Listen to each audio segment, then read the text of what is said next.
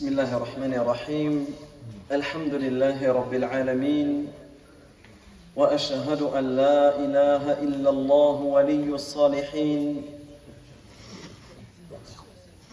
وأشهد أن محمدًا عبده ورسوله صلى الله عليه وعلى آله وصحبه أجمعين اللهم لا علم لنا إلا ما علمتنا اللهم علمنا ما ينفعنا وزدنا علما وأصلح لنا شأننا كله ولا تكلنا إلى أنفسنا طرفة عين فالسلام عليكم ورحمة الله وبركاته.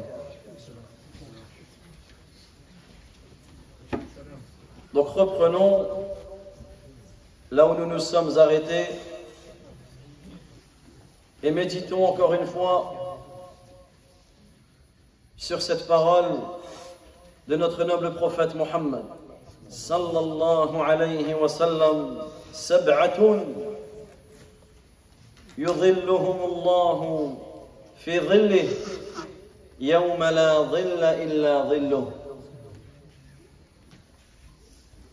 Abu Huraira radiyallahu anhu rapporte que le prophète sallallahu alayhi wa sallam a dit qu'il y a 7 catégories de personnes qui seront sous l'ombre du trône d'Allah tabaraka wa ta'ala le jour où il n'y aura aucune autre ombre que la sienne.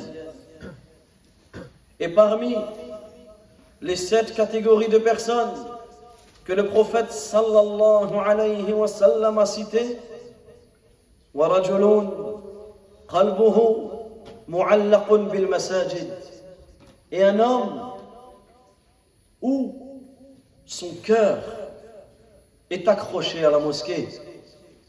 Un homme qui a le cœur qui est attaché à la mosquée. Et nous avons, dans la conférence précédente, abordé ce point et nous nous étions arrêtés sur le fait que chacun doit se remettre en question sur le lien entre ton cœur et entre la mosquée. Ne fais pas de la mosquée une habitude. Ne fais pas de la mosquée une tradition. Ne fais pas de la mosquée un lieu sans méditer sur ce que tu fais.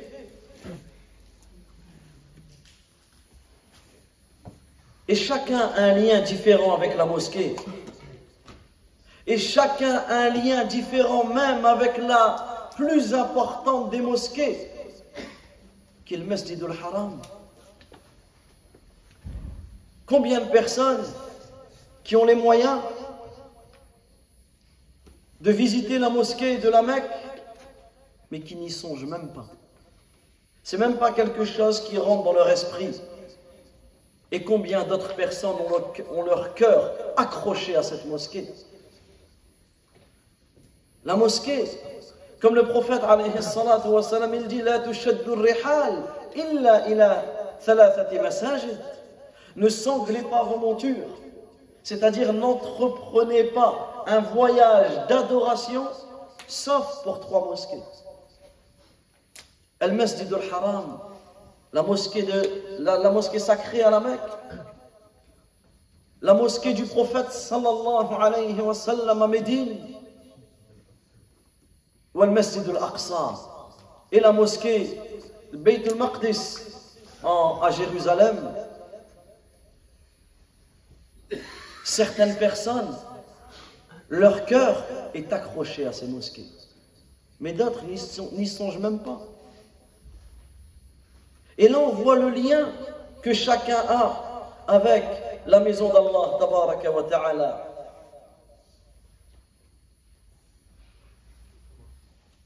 Et nous insistons et nous réinsistons sur le fait que le prophète sallallahu alayhi wa sallam a utilisé qalbuhu, c'est son cœur qui est accroché à la mosquée. Et cela ne veut pas dire que la personne elle reste toute la journée à la mosquée. C'est pas ça qui est demandé. Ce n'est pas ça qui est demandé, de rester toute la journée, bien que celui qui le peut, bismillah. C'est très bien de rester d'une prière à l'autre. C'est une grande adoration. Mais il ne faut pas comprendre ce hadith d'une manière, oui, mais moi je ne peux pas. Non. On doit tous rechercher à atteindre ce but. C'est ça, notre vie, elle est là. On recherche, on est dans la recherche, on n'est pas défaitiste. On n'est pas défaitiste.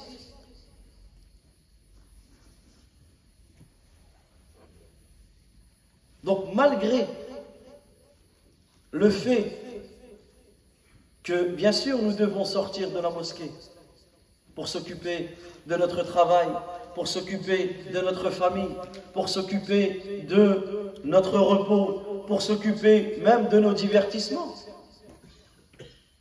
Mais ici, nous ne parlons pas du corps, nous parlons du cœur. C'est-à-dire que cette personne, elle est sans cesse dans cette envie de retourner et de prendre et de trouver son plaisir à la mosquée. Mais celui où son cœur, il est attaché à cette dunya.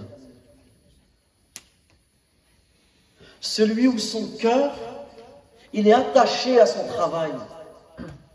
Celui où son cœur, il est accroché, plongé, noyé dans cette dunya à tel point que cette dunya prend le dessus sur la mosquée et sur la prière.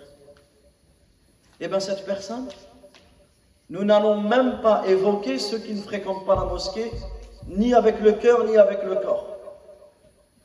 Qu'Allah tabaraka wa ta'ala nous guide et qu'il les guide.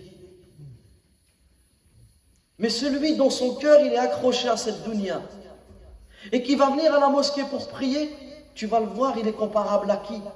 Il est comparable à un oiseau que tu as enfermé dans une cage. Tu as vu l'oiseau que tu as enfermé dans une cage? Dès que la prière elle est terminée, c'est comme si tu ouvres la cage et ça y est, il s'envole.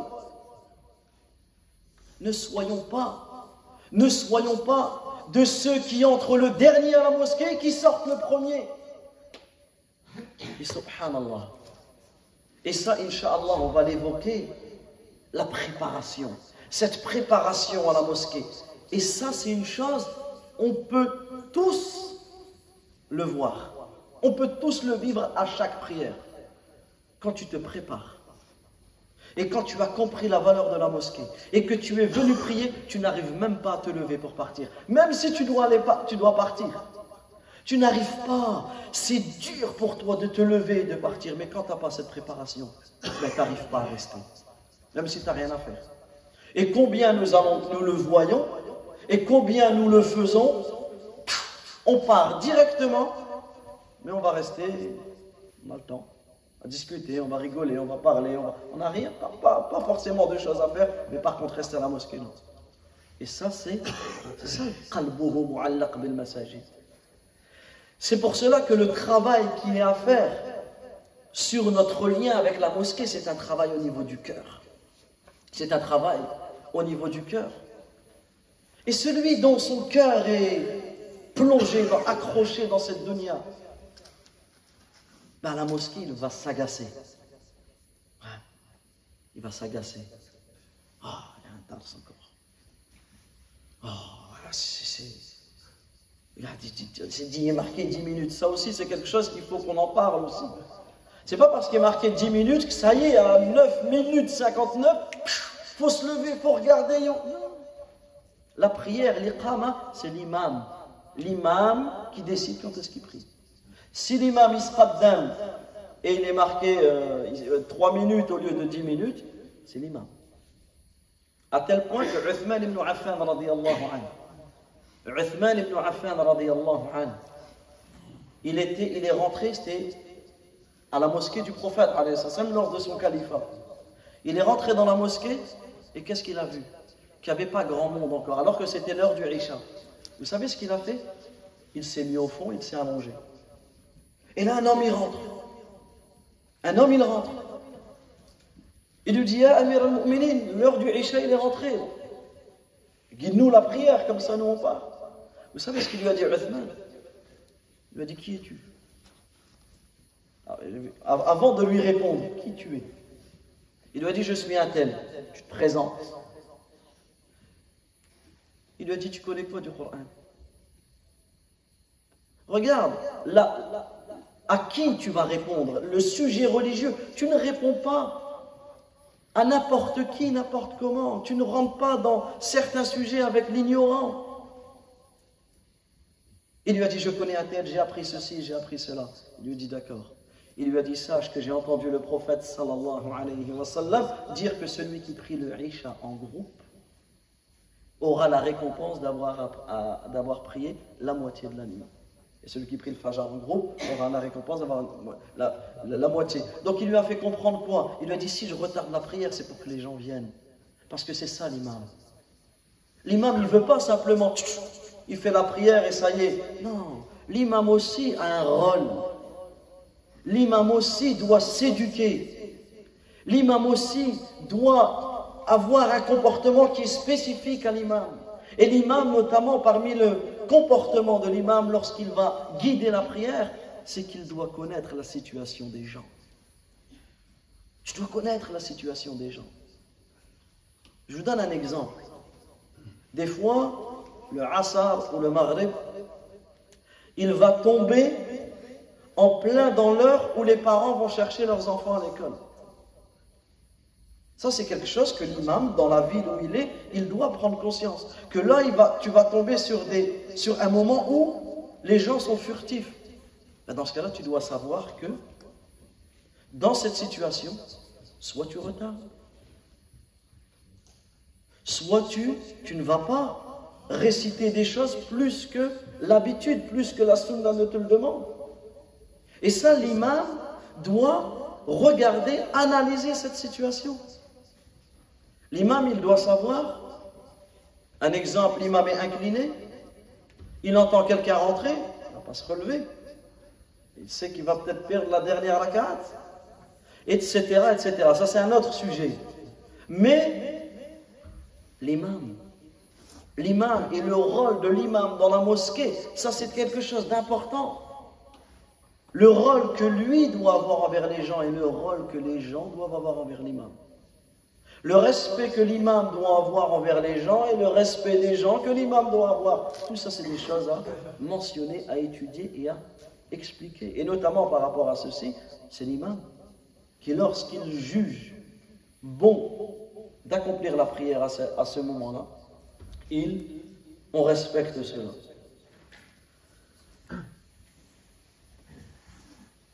Mais lorsque la personne est plongée dans cette dunya, il est agacé à la mosquée. Des fois, certains moments que tu vois que l'imam il récite et t'entends Subhanallah. On l'a déjà entendu ou pas? Mais où va-t-on? En pleine prière. Il essaye à tel point, et c'est pour cela que là, dans cette conférence, on va s'arrêter sur des choses que l'on fait à la mosquée, que l'on voit faire, et on va essayer de les comprendre. Pourquoi? Parce que malheureusement, des fois, on rentre dans la mosquée, mais on perd un bien. Et même des fois, on rentre dans la mosquée et on ressort avec des péchés. Oh. Donnons juste un exemple. Les réseaux sociaux. Subhanallah. Le Jumu'ah. Prenons l'exemple du Jumu'ah. La personne, elle se dit, je vais venir en avance. Alhamdulillah. Et la récompense de venir en avance au Jumu'ah, c'est très bien. Il s'est préparé, il est venu, il s'assoit, et là il est assis. Et là il regarde l'horloge. Ah ouais, dans 1 heure. Subhanallah, 1 heure dans une mosquée. Tout le khayr que tu peux faire. Demande maintenant à quelqu'un qui est enterré, sous terre, qu'est-ce que tu ferais 1 heure dans une mosquée? Mais là, il est là. Et là, ça y est, il ouvre. Maintenant, même avec ta tête, ça s'ouvre tout seul. Et ça y est. Plonger dans des choses. Tiens, déjà même tu n'es pas à la mosquée, il y a des choses qui sont illicites au regard. Il est là dans la mosquée. Et ses écouteurs, il va mettre une série. Ça, c'est ce que l'on peut voir. Ça, c'est ce que j'ai pu personnellement voir à Mecca, au Masjid al-Haram. J'ai dit, attends, il est là. Et on s'en discute, et ceci et cela. Regardez le temps perdu. Alors que tu aurais pu faire une des 4 actions que l'on verra bi'idhnillah tout à l'heure. Celui qui, son cœur n'est pas accroché à la mosquée, lui, il va pas donner l'importance au ta'zim, à cette vénération que l'on doit avoir, à tout ce qu'il y a dans la mosquée. Que ce soit le lieu, que ce soit l'adhan. Combien nous en voyons qui parlent pendant l'adhan? Combien qu'il adhan ne lui fait ni chaud ni froid? Combien? Et subhanallah, pas plus tard qu'aujourd'hui, dans une mosquée dans laquelle j'ai prié, dans une autre ville qu'ici, le mu'adhin il fait l'iqama, moi je mets mes chaussures, et 2 frères en pleine discussion. Je regarde, donc je ne comprends pas. Je vais le voir, je dis, Akhi, ils ont prié. Limite, il me regarde, Akhi, je suis en train de parler là. Bon, bah, excuse-moi, moi en tout cas je vais prier. L'imam, il fait takbiratul ihram, et oui, ils sont plongés dans leur discussion. Plongés dans leur discussion. Et ils arrivent juste avant que l'imam raka'a. L'imam il salam, il se relève, encore plongé dans leur discussion. Subhanallah, cette scène. Je dis, regarde, subhanallah. Et ça, en réalité, on n'est pas en train de viser un ou l'autre. Ça, moi, je me vise moi en premier. C'est moi le premier sur tout ce que je dis, le premier qui doit se réformer, c'est moi. Mais ce sont des choses que l'on voit. On ne peut pas se taire sur ce que l'on voit. Pas plus tard qu'hier. Encore une scène qui m'a perturbé. Quand je raconte ça, c'est pas dire que moi je suis meilleur que la personne. Loin de là. Mais c'est quelque chose de...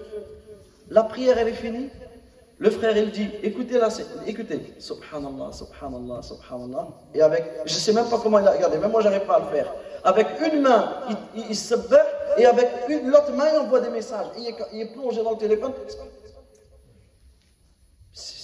Tu lui mets une 3e main, il fait quoi?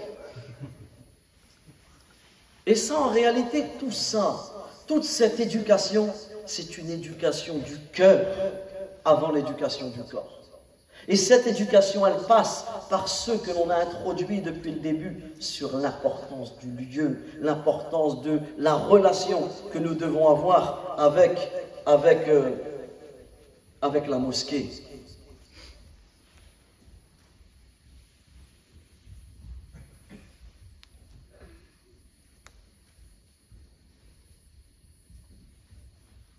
Donc là, on clôture ce sujet et on passe au 2e sujet que nous voulons aborder ensemble. C'est qu'une fois que maintenant on a compris l'importance de la mosquée, l'importance du lieu et surtout l'importance de ne pas perdre son temps dans la mosquée, nous allons faire la transition sur ce que l'on fait dans la mosquée et ce que l'on voit dans la mosquée. Et reprenons l'exemple de tout à l'heure. Tu as 1 heure dans la mosquée, tu as une demi-heure, tu as 10 minutes, tu as 5 minutes. La mosquée, c'est comme un jardin. Un jardin où tu vas pouvoir cueillir tous ces fruits, où tu vas pouvoir tirer profit de chaque moment, de chaque endroit, de chaque personne. Subhanallah, cette mosquée, lorsque tu entres dans la mosquée et que tu prends conscience du bien que tu peux faire, que tu prends conscience du bien que tu peux faire dans cette mosquée. Dans ce cas-là, tu vas tirer profit de ta venue à la mosquée. Dans la mosquée, tu vas voir celui qui prie. Tu vas voir celui qui lit le Coran. Tu vas voir celui qui se rappelle d'Allah. Tu vas voir celui qui invoque. On va s'arrêter sur ces quatre. Pas parce qu'on fait que ces quatre choses-là. Simplement parce que sinon on est là que le fajr. Donc j'ai essayé de me restreindre à quatre choses. Mais des actes de bienfaisance que l'on peut faire à l'intérieur de la mosquée, il y en a.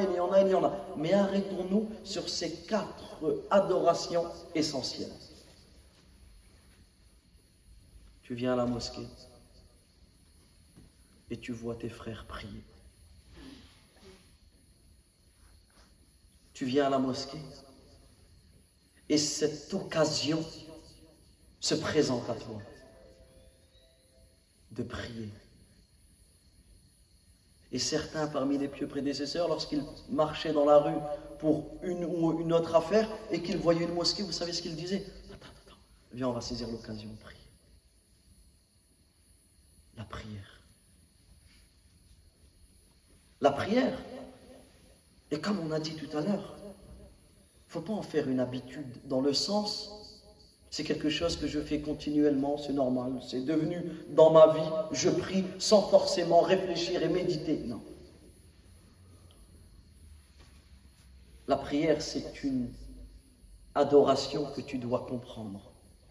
Parce que lorsque tu vas comprendre la prière, lorsque tu vas comprendre l'importance et les secrets que dégage la prière, alors tu ne vas plus prier comme tu le pries, comme tu pries habituellement.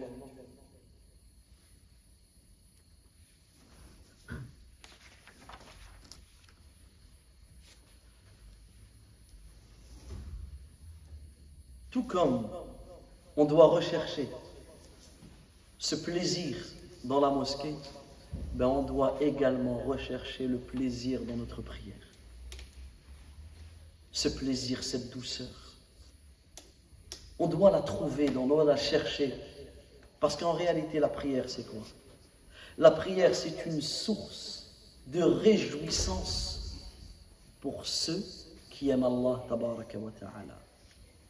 Celui qui aime Allah, azza wa jal, va trouver sa réjouissance, son réconfort, son repos, son plaisir, son délice dans la prière. Celui qui espère la rencontre d'Allah, celui qui aime la rencontre d'Allah, il va trouver ce plaisir dans la prière. Un plaisir pour son âme. La prière, comme le cite Ibn al-Qayyim dans son fabuleux livre Les secrets de la prière, Asrar al-Salat. Et là, on va citer quelques petits points de ce livre parce que il décrit la prière comme étant le jardin des adorateurs. La prière, c'est le jardin des adorateurs. Regarde un enfant quand tu le ramènes au parc. Comment il est dans un jardin, comment il est. La même chose avec le croyant quand tu le ramènes à la mosquée, quand tu le ramènes à la prière. C'est le jardin des adorateurs. La prière, c'est un recueillement de l'esprit. La prière, c'est un cheminement qui te mène vers Allah, tabaraka wa ta'ala. La prière, c'est ce qui va évaluer ta foi. La prière, c'est ce que tu peux toi-même, par ta prière, tu peux évaluer le lien que tu as avec Allah azza wa jal. Et c'est pour cela qu'il disait le prophète alayhi salatu wa salam, man hafadha alayha. Écoutez bien, un jour le prophète sallallahu alayhi wa sallam, il a entendu parler de la prière. Vous savez ce qu'il a dit?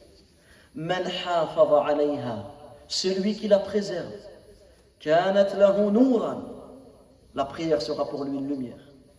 Wa burhanan, un argument. Wa najatan yawm al-qiyamah, et un succès au jour de la résurrection. Mais celui qui ne préserve pas sa prière, Lam yakun lahu nurun, il n'aura pas de lumière. Wala burhanun, il n'aura pas d'argument. Wala najatun, il n'aura pas de succès yawm al-qiyamah. Wa hushira ma'a Haman, wa Fir'aun, wa Qarun, wa Ubay ibn Khalaf. Ou kama qala alayhi salatu wa salam. Et il sera ressuscité avec Haman, Qarun, donc les deux notables de Pharaon, donc Haman, Qarun, Corée et Pharaon, et Ubay ibn Khalaf, un des plus grands ennemis du prophète alayhi salatu wa salam. La prière.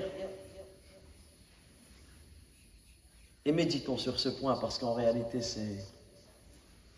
La prière, c'est une miséricorde qu'Allah t'a donnée. Subhanallah.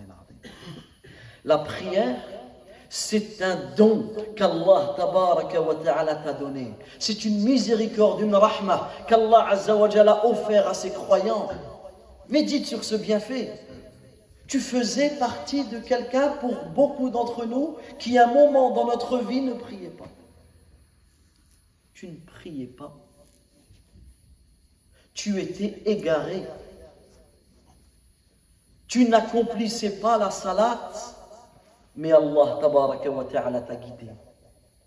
Allah subhanahu wa ta'ala, regarde la miséricorde qu'Allah tabaraka wa ta'ala te fait. Allah azza wa jal, il t'a fait prendre conscience l'importance et la valeur de la prière. Un jour tu étais ici et l'autre jour tu es là. Allah tabaraka wa ta'ala t'a facilité cette prière.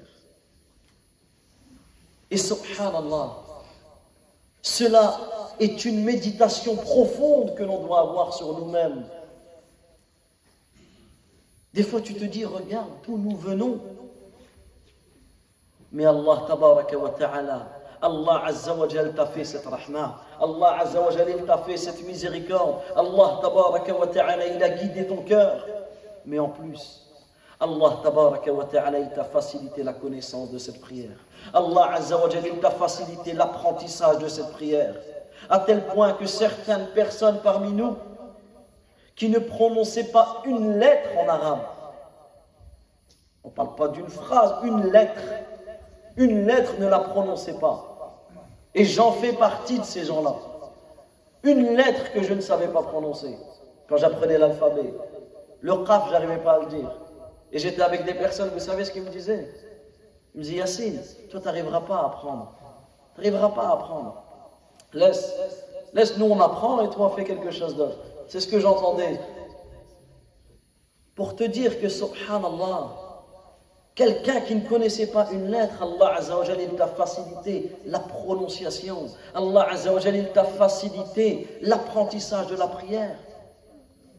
Allah tabaraka wa ta'ala, il t'a fait miséricorde à tel point qu'aujourd'hui, tu as la possibilité de prier comme le prophète sallallahu alayhi wa sallam priait. Quand tu pries, médite que chaque parole que tu dis, ce sont les paroles qu'a dit le prophète alayhi salatu wa salam.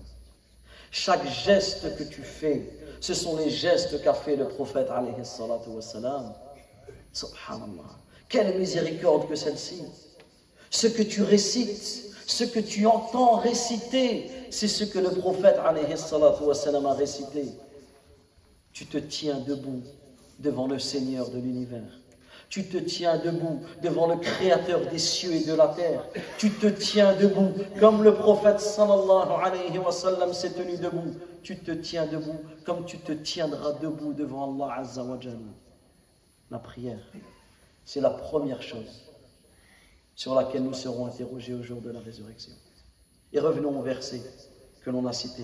Innama ya'muru masajid Allah man amana billah wal yawmil akhir. Certes, ceux qui peuplent les mosquées, ce sont ceux qui croient en Allah et au jour dernier. Wa aqama salah, et qui accomplissent la prière. Subhanallah, regardez le lien. C'est quoi la dernière chose que l'on va faire avec ton corps avant de mourir? On va te laver, on va te mettre dans le linceul, et qu'est-ce qu'on fait ensuite avant de t'enterrer? On prie sur toi. La dernière chose sur laquelle tu quittes ce monde, c'est quoi? La prière. Et la première chose, la première des adorations sur laquelle tu seras interrogé au jour de la résurrection, c'est sur quoi? C'est sur la prière. Regarde cette miséricorde qu'Allah tabaraka wa ta'ala t'a fait. Quand tu t'inclines comme le prophète sallallahu alayhi wa sallam s'est incliné. Quand tu te prosternes comme le prophète alayhi salatu wa sallam s'est prosterné. Lorsque tu t'assois entre les deux sajdas, lorsque tu t'assois pour le tashahhud, tu t'assois à la manière dont le prophète alayhi salatu wa sallam s'est assis. Donc n'oublie jamais, à chaque fois, à chaque moment, que la prière que tu fais, c'est un don qu'Allah Azza wa Jal t'a fait. C'est une miséricorde qu'Allah Tabaraka wa Ta'ala t'a donnée. C'est une guidée par laquelle Allah Azza wa Jal, il t'a assisté, subhanahu wa ta'ala. Et après cela, on va oser négliger la prière et prier rapidement, sans concentration, et dormir pendant l'heure de la prière. Comment en réalité? Comment nous pouvons être ingrats envers le Seigneur de l'univers? Comment nous pouvons être ingrats envers le Créateur des cieux et de la terre? Par cette prière, tu rentres dans la mosquée et tu vois tes frères prier. Et le fait de méditer sur ça, ça va nous aider pour les comportements à avoir, tel le silence. Des fois tu pries. Je sais que je raconte beaucoup de mes histoires, mais c'est le moment. Un jour, j'étais en train de prier. Donc, je suis arrivé en retard. Dans une autre mosquée encore. Quand je dis une autre mosquée, ça ne veut pas dire nous on est les meilleurs. Hein. Non, c'est juste pour que personne ne se sente visé ici. Sinon, c'est ce que l'on voit ailleurs, on le voit ici aussi. Il me reste une raka'a. Donc moi, je rattrape ma raka'a. Et j'ai deux frères, donc eux, ils ont terminé. Et ils rentrent dans une discussion de plomberie. Alors, je ne m'y connais rien en plomberie. Mais je savais exactement quel vis fallait mettre à quel... Toute ma prière, j'étais dans son, il faut réparer ceci, cela. Ça y est, c'est fini. À la fin, salam, tant bien que mal. Et je les regarde. Ils me regardent en rigolant. Je dis non, Harry. Je dis subhanallah. Je lui dis en plus, dans la mosquée, il y a un couloir. Il y a un parking. Vous ne pouvez pas discuter là-bas. Qu'est-ce qu'il me dit? Et des fois, il y en a, ils ont le talent pour... Des fois, tu es obligé. Qu'est-ce qu'il me dit? Il me dit, ah, c'est bon, tu prieras après. Allez, t'as encore plein de prières à faire. Je l'ai pris par la main. Je lui ai dit, écoute bien ce que tu as dit.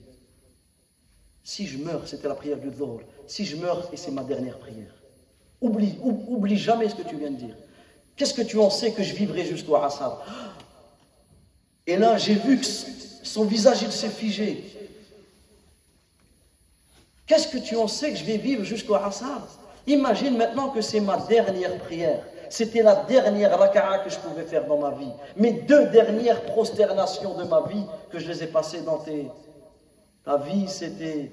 Subhanallah. Et là, j'ai vu que ça l'a... Il m'a dit, ah, j'y ai pas pensé.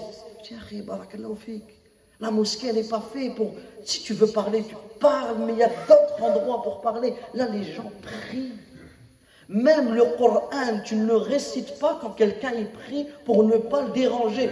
On parle du Coran, de la parole d'Allah, tabaraka wa ta'ala. Que dire de ta parole à toi ou de la mienne? Et c'est pour cela que cette introduction, elle va nous aider à accepter et à comprendre les bienséances à l'intérieur de la mosquée. Non. Tu rentres dans la mosquée, tes frères, tes sœurs prient. Ils prient leur Seigneur.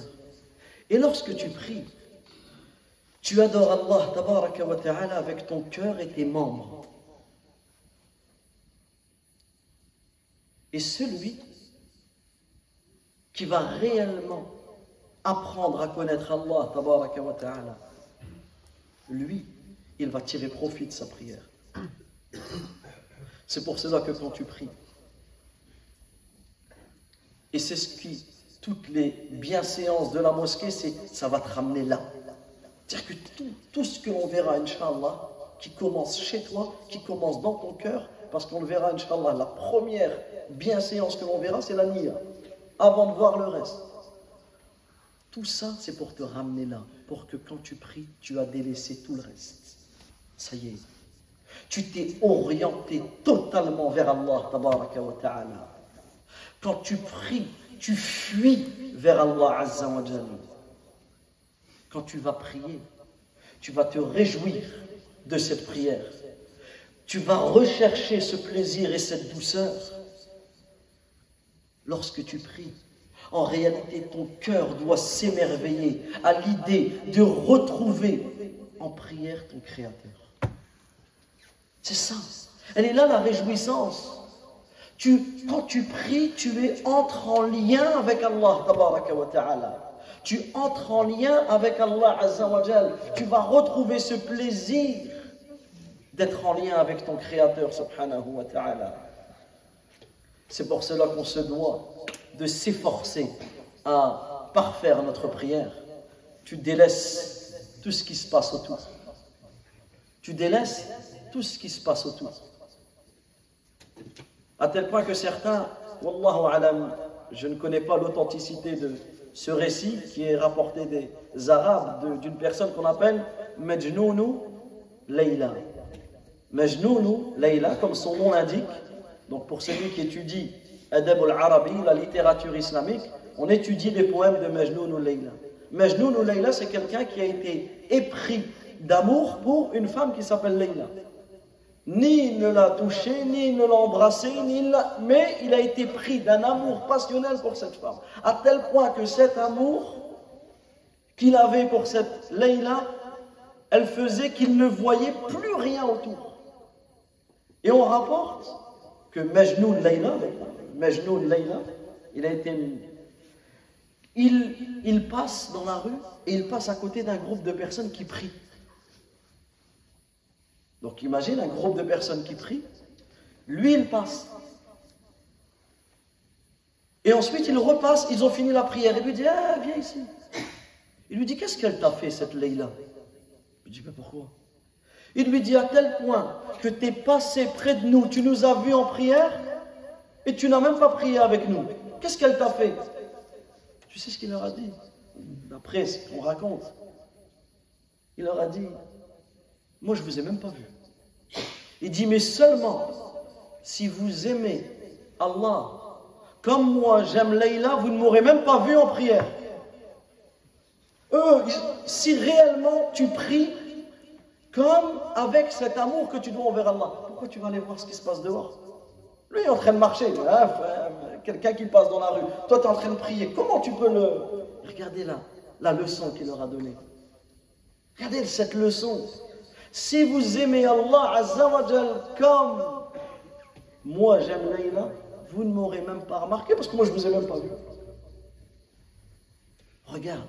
Et ça en réalité, lorsque tu pries, tu te dois de délaisser tout ce qui se passe autour. Tu te dois de t'efforcer de parfaire ta prière. Mais parfaire la prière, ce n'est pas seulement l'apparence de la prière. L'apparence de la prière, il est très important. Mais il ne suffit pas. Tu dois parfaire autant l'extérieur de ta prière que l'intérieur de ta prière. D'accord? Parce que si réellement tu souhaites prier comme le prophète sallallahu alayhi wa sallam priait, ben le prophète alayhi salatu wa sallam, son cœur était accroché à la prière.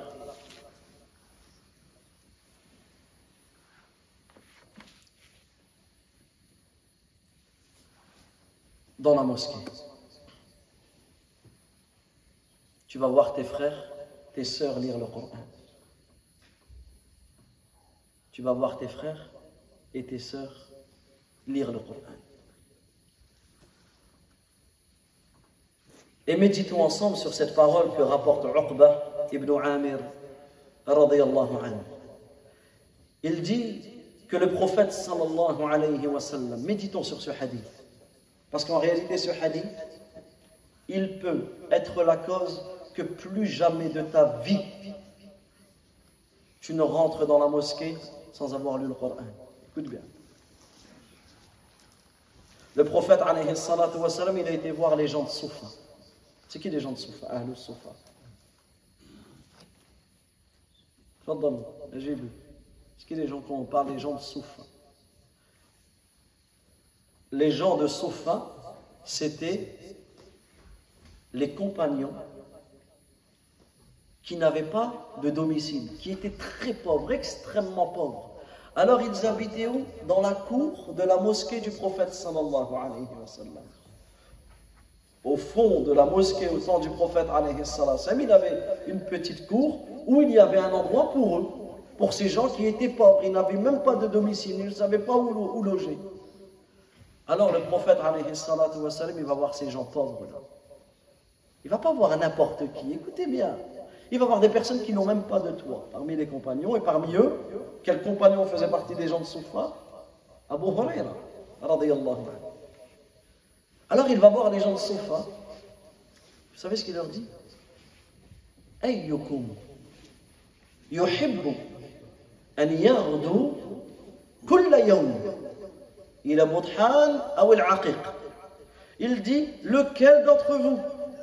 Et je répète, il s'adresse à des gens très pauvres. Lequel d'entre vous aimerait partir le matin, tous les matins, à Budhan? Budhan, c'est une vallée qui a une distance entre la mosquée du prophète et cette vallée. Ou l'Aqiq. L'Aqiq, c'est à l'extérieur de Médine, là où, quand on est à Médine, on va à Dhul Hulayfa au Miqat, on sort du sanctuaire sacré, on a Wad al-Aqiq. Donc il dit, pour vous dire que ces deux ont une distance. Donc c'est à pied, tu mets une certaine, c'est un effort que tu vas faire. Il dit, lequel d'entre vous aimerait que tous les matins, il aille jusque là-bas, il aille jusque le Budhan ou al-Aqiq, فَيَأْتِ مِنْهُ بِنَاقَتَيْنِ كُومَوَيْنِ. Il dit, et que chacun, il dit que chacun revienne avec 2 chamelles pleines, sans commettre aucun péché, ni rompre aucun lien de parenté. Ça veut dire que tu vas à cet endroit-là, et tu reviens avec 2 chamelles pleines. Si on doit comparer les chamelles pleines en leur temps, c'est comme les voitures de luxe aujourd'hui. Et encore, déjà encore aujourd'hui, plus de 1444 ans après, déjà une chamelle, c'est encore un prix, c'est encore un coût. Imaginez, au temps où c'était le plus haut degré de biens à leur époque. Donc on reprend, on a des gens très pauvres. Qu'est-ce qui aimerait tous les jours? Il a cet argent halal, sans péché, sans effort. Tu vas là-bas, tu reviens. Qu'est-ce qu'ils ont dit? Bien sûr qu'ils ont dit,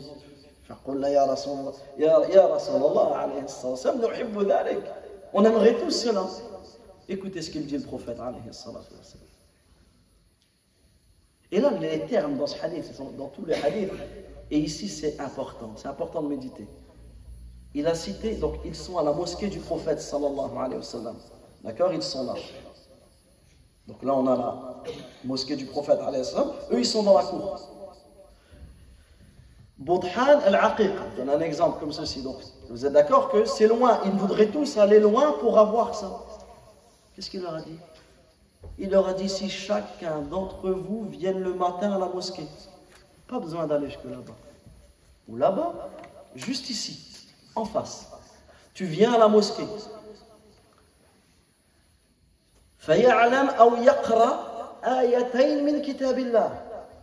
Il apprend ou il lit 2 versets du Coran. Ce serait meilleur que si tu as ces 2 chamelles. Tu lis 3 versets ou tu apprends 3 versets, c'est meilleur que 3 chamels. Wa arba' khayrun lahu min arba'. 4 versets, c'est meilleur que 4 chamels. Et ainsi de suite. Et là, chacun médite sur cela. Chacun médite sur cette situation. À chaque fois que tu te rends à la mosquée, ben lis. Tu as lu 2 versets, c'est mieux que 2 chamels, que 2 voitures de luxe. Et là, médite sur ta situation. Combien de fois tu as lu un verset, ou une page, ou un rubu', ou un juz, ou un hizb, ou un juz, ou même tu as lu le Coran en entier dans la mosquée et tu as ressenti cette joie, cette farha. J'étais à la mosquée et j'ai lu. Rien que le fait d'avoir cette joie, c'est une adoration. Rien que le fait d'avoir cette joie, c'est une avocate, c'est une adoration. Ça veut dire que tu as ressenti le bienfait d'Allah Azza wa Jal sur toi. C'est encore mieux que tu t'es enrichi. Et combien de fois tu ne l'as pas fait, alors rattrape. Rattrape le temps perdu. Et profite de lire le Coran à l'intérieur de la mosquée. Et là, tu vas comprendre l'importance de lire le Coran à l'intérieur de la mosquée. Ça va t'aider à comprendre l'importance de ne pas déranger celui qui lit le Coran à la mosquée. C'est en comprenant l'importance de cela que tu vas réussir. Et là, on fait un appel à tout le monde et surtout à ceux qui ne savent pas lire le Coran. Donne tous tes efforts à partir d'aujourd'hui pour lire le Coran. De peur que tu sois parmi ceux qu'Allah Azza wa Jalla a privés de réciter sa parole. Et quelle grande privation que de ne pas savoir réciter la parole d'Allah, que de ne pas savoir lire la parole d'Allah. Alors ne fais pas partie de ceux qui ne lisent pas le Coran, parce que ça c'est une privation. Alors efforce-toi. Efforce-toi. Subhanallah, dans l'ancienne mosquée, un jour un jeune il est venu. Toute ma vie je me souviendrai de ce jeune. Et ce jeune, il habitait dans un autre quartier. Il ne pouvait pas venir toujours jusqu'ici. Et on faisait des petits cours avec les jeunes, etc. Et il commence à apprendre les lettres. Il me dit, donne-en plus. Je dis, non, tranquille, on va faire tu peux les 7 premières lettres, ensuite les 7. Il me dit, non, il me dit, moi je ne peux pas venir tout le temps, vas-y, je vais toi. Bon. Et il me dit, continue. Tout le programme y a été fait. Il était là, on était ensemble. Ok. Il demande à ses parents pour revenir le lendemain. Il revient le lendemain. On continue. Il revient le 3e jour. Son copain il vient me voir, il me dit, hey, il sait lire. Je le regarde, arrête. Subhanallah, il a appris à lire. Il a appris à lire en 1 ou 2 nuits. J'ai plus exactement, mais si je ne me trompe pas, le 2e jour que je vous ai cité, il était inexistant. En 1 nuit, allez, en 2 nuits maximum. Je dis, vas-y, viens, assis-toi. Il s'est ouvert, il a commencé à lire. Je dis, comment t'as fait? Il m'a dit, les cours qu'on a fait ici, toute la nuit, je les ai travaillés. Et j'ai cherché, et j'ai travaillé, et il a fait. Donc lui, il avait le plan. D'accord? Parce qu'en réalité, pour apprendre à lire, il n'y a rien de compliqué. Tu apprends les lettres avec la bonne prononciation.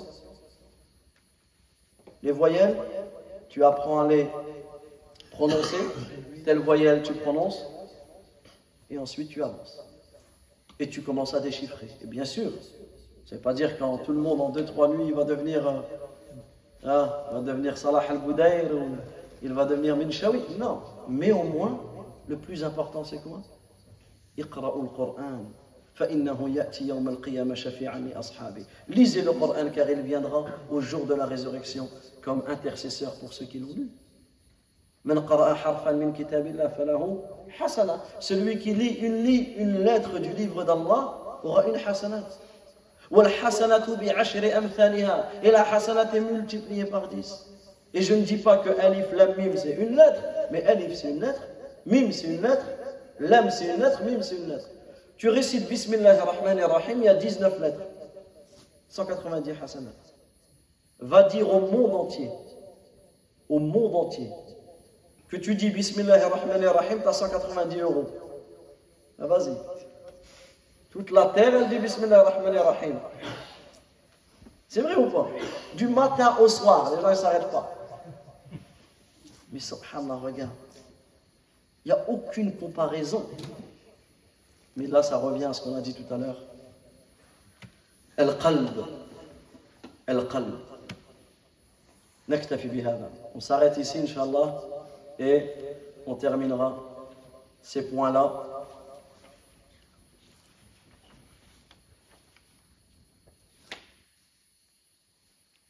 Bon, non, on ne s'arrête pas. Il reste quelques points, comme ça on termine ça sur ces 4 points. Excusez-moi, je vous ai fait une fausse joie, mais il y a encore quelque chose à dire, comme ça on clôture ces 4-là, Inch'Allah, et ensuite on continue. Là, je me suis fait un... Exactement.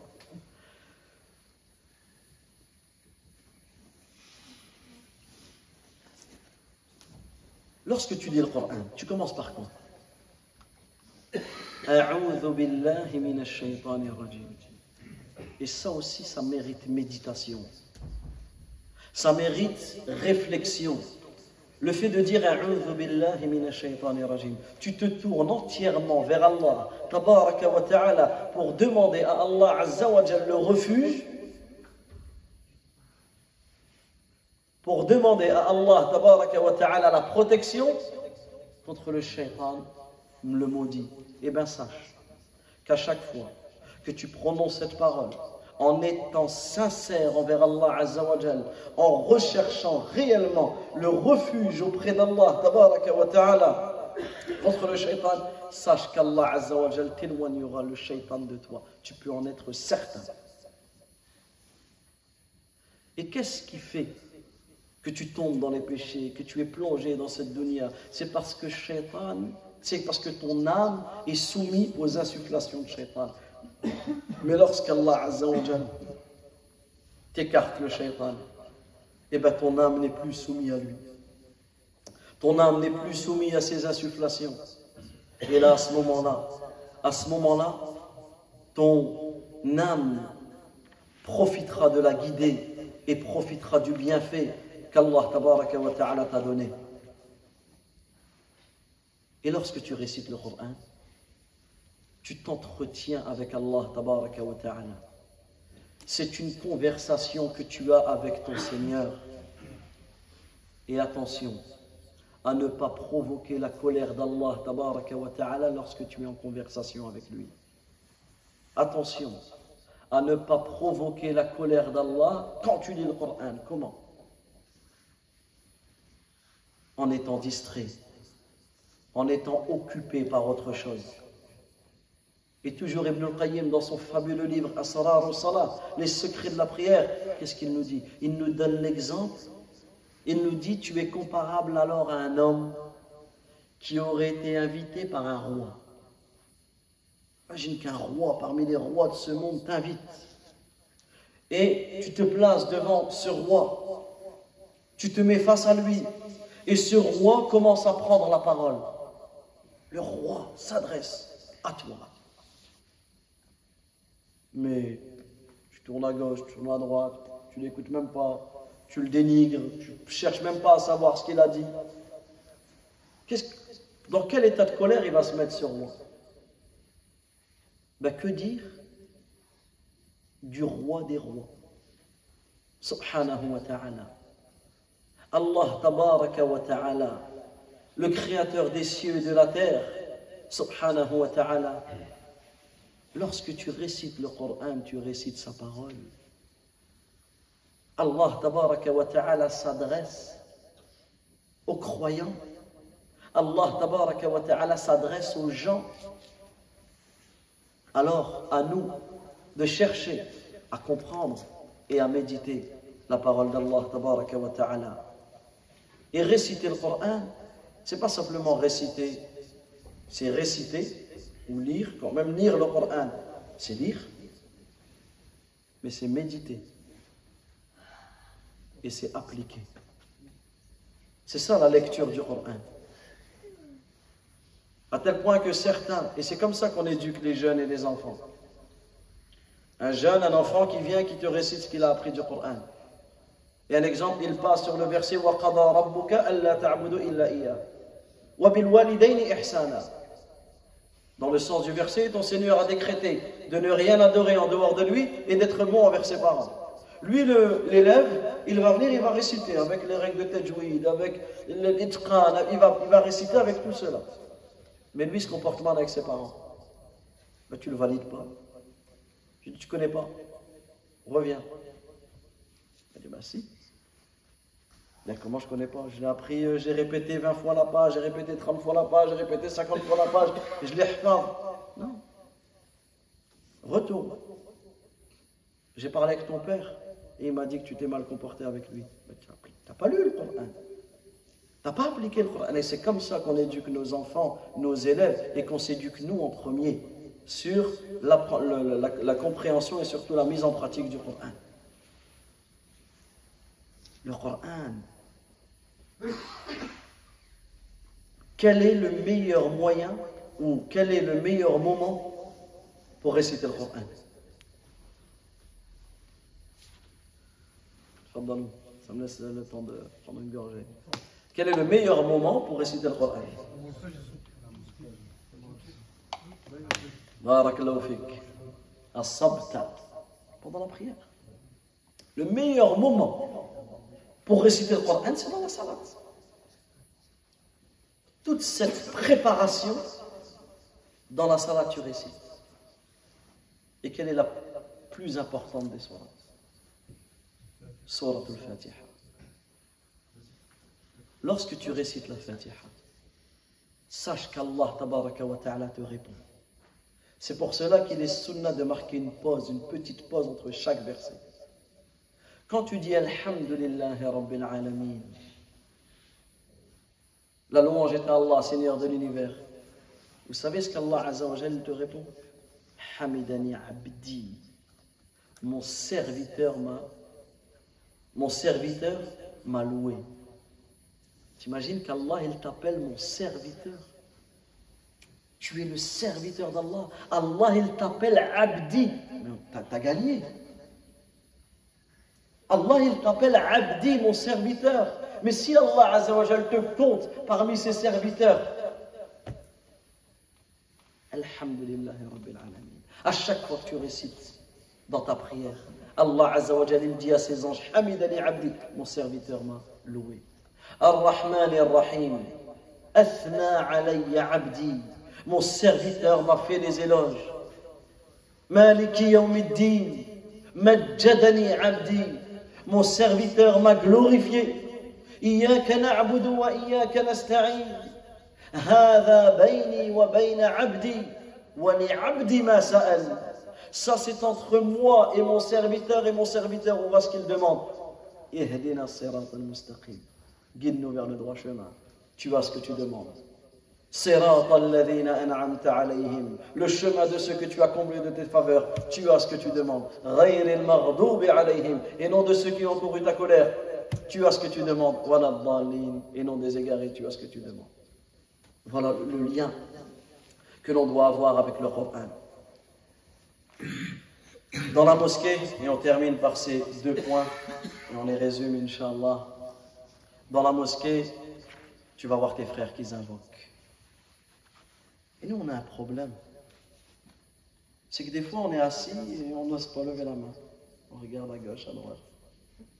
Subhanallah, d'où ça vient? C'est limite maintenant, devenu, lever la main pour invoquer, c'est limite devenu quelque chose à ne pas faire. Subhanallah. À tel point que ça arrive que dans ta journée, tu n'as pas levé la main. Tu n'as pas invoqué Allah Azza wa Jalla. Alors que lever tes mains pour invoquer d'une manière générale, c'est une cause de l'acceptation de tes invocations. Et nous, on va passer des journées, on ne demande pas. Vous savez ce qu'Allah Azza wa Jalla dit? وَقَالَ رَبُّكُمْ أُدْعُونِي أَسْتَجِبْ لَكُمْ. Écoutez bien ce verset. وَقَالَ رَبُّكُمْ أُدْعُونِي أَسْتَجِبْ لَكُمْ. Et ton Seigneur a dit, invoquez-moi, je vous répondrai. إِنَّ الَّذِينَ يَسْتَكْبِرُونَ عَنْ عبادتي سيدخلون جهنم داخرين. Invoquez-moi, je vous répondrai. Ceux qui s'enflent d'orgueil quant à mon adoration entreront en enfer humiliés. Regardez comment Allah Azza wa Jal, il a appelé l'invocation. Il l'a appelé comment? Al-ibada. L'adoration. Et c'est pour cela que le prophète sallallahu alayhi wa sallam, qu'est-ce qu'il disait? Ad-du'a huwa al-ibada. L'invocation, c'est l'adoration. Et vous savez ce qu'il disait le prophète sallallahu alayhi wa sallam? Man lam yas'alillah yaghdabu alayhi. Celui qui ne demande pas ce qu'il a besoin, Allah se met en colère contre lui. Profite. Tu es dans la mosquée. Tu es en dehors de la mosquée, peu importe. Bien sûr, ce qu'on dit, la prière, la lecture du Coran, c'est pas que dans la mosquée, vous m'avez compris. Mais là, tu es dans la mosquée, on reprend l'exemple de tout à l'heure, tu as du temps. Lève tes mains. Invoque Allah, tabaraka wa ta'ala. À tel point que certains parmi les compagnons, ils demandaient même le sel. Dans leur repas, ils demandaient à Allah Azza wa Jal. Demande. Allah, tabaraka wa ta'ala, c'est lui le roi. Subhanahu wa ta'ala. Et parmi les invocations qui peuvent changer ta vie, parmi les invocations qui peuvent changer totalement ta vie, parmi les invocations que disait aussi le plus le prophète alayhi salatu wa salam, Rabbana atina fid dunya hasana. Ô Seigneur, donne-nous une belle part dans cette vie. Wa fil akhirati hasana, une belle part dans l'au-delà. Wa qina adhaban nar, et protège-nous du châtiment de l'enfer. Accroche-toi à cette invocation. Et si tu ne la connais pas, apprends-la. Rabbana atina fid dunya hasana. Oh Allah, donne-nous une belle part dans cette vie. Non, en réalité, tu as demandé tout le khayr de cette vie. Wa fil akhirati hasana. Et une belle part dans l'au-delà. Donc en réalité, tu as demandé tout le khayr de l'au-delà. Ce que tu as pensé, comme ce que tu n'as pas pensé, tu l'as demandé. Wa qina adhab an-nar. Et préserve-nous du châtiment de l'enfer. Lève tes mains, demande. Dans tes sous-joues, dans tes demandes, accroche-toi, ne serait-ce qu'à celle-là. Mais accroche-toi jusqu'à la fin de ta vie. Et la quatrième chose que je voulais évoquer avec vous, c'est le dhikr. On ne s'ennuie pas dans une mosquée. C'est pas possible. Rappelle-toi d'Allah Azza wa Jal, mentionne le nom d'Allah Tabaraka wa Ta'ala. Et parmi les plus beaux moyens de mentionner, de te rappeler d'Allah Azza wa Jal, c'est de citer les meilleures paroles après le Coran. Est-ce que vous savez quelles sont les meilleures paroles après le Coran? Ahabbul kalami ila Allah arba'a. Les paroles les plus aimées auprès d'Allah sont de 4. Subhanallah, Alhamdulillah, La ilaha illallah, Allahu Akbar. Et ces paroles-là, tu les dis avec ta langue, mais tu les dis aussi avec ton cœur. Comment? Quand tu les prononces, même après la prière, Subhanallah, Subhanallah, Subhanallah, ou Subhanallah, Alhamdulillah, Allahu Akbar. Quand tu fais ton dhikr, tu le dis avec ta bouche, mais tu le dis aussi avec ton cœur. Ça veut dire quoi le dire avec ton cœur? Ça veut dire qu'en réalité, quand tu dis Subhanallah, tu prends conscience avec ton cœur que c'est le fait d'exempter Allah Azza wa Jal de tout défaut. C'est le fait d'exempter Allah Tabaraka wa Ta'ala de toute imperfection. Parce que tous les défauts, les vices, les imperfections sont chez les créatures. Mais cela n'est pas la yaliqu. Cela ne convient pas à Allah Azza wa Jal. Donc quand tu dis Subhanallah, c'est le fait d'exempter Allah Azza wa Jal de toute imperfection, de tout défaut. Quand tu dis Alhamdulillah, c'est le fait d'attribuer, d'affirmer qu'Allah Azza wa Jal est parfait. Qu'Allah Tabaraka wa Ta'ala possède toute la perfection dans ses paroles, dans ses actes, dans ses attributs. Lorsque tu dis La ilaha illallah, tu prends conscience que tu répètes la clé la kalimat al-tawhid, la parole de l'unicité. Miftahul Jannah, la clé du paradis. Il n'y a aucune divinité qui mérite d'être adorée en vérité en dehors d'Allah Azza wa Jal. Que tu adores seul, que tu adores Allah Azza wa Jal seul, sans rien lui associer. Et que quiconque adore autre qu'Allah, il est comparable à celui qui prend son toit, sa maison, quelqu'un qui veut se couvrir du chaud et se préserver du froid, il met une toile d'araignée sur sa tête, il met une toile d'araignée au-dessus de lui. Cette toile d'araignée, elle va lui être utile en quoi que ce soit ou pas? Elle va lui être utile contre le froid ou contre le chaud, ni l'un ni l'autre. Et bien celui qui adore autre qu'Allah, il s'est réfugié auprès de quelqu'un ou quelque chose qui ne lui sera d'aucune utilité, comme la toile d'araignée pour le froid ou comme la toile d'araignée pour le chaud.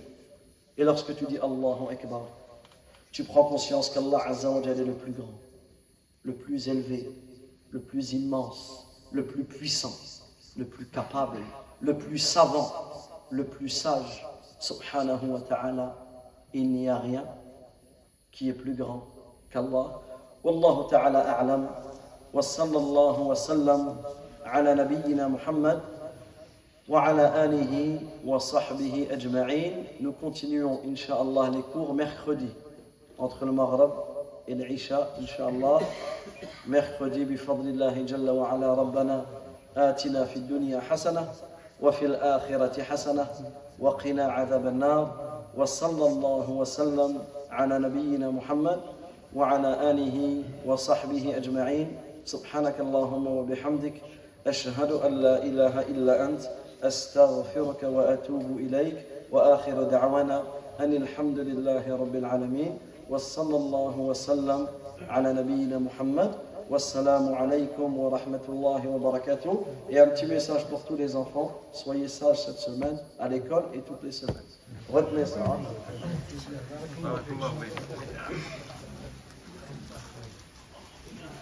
Tout à l'heure, tout truc comme ça.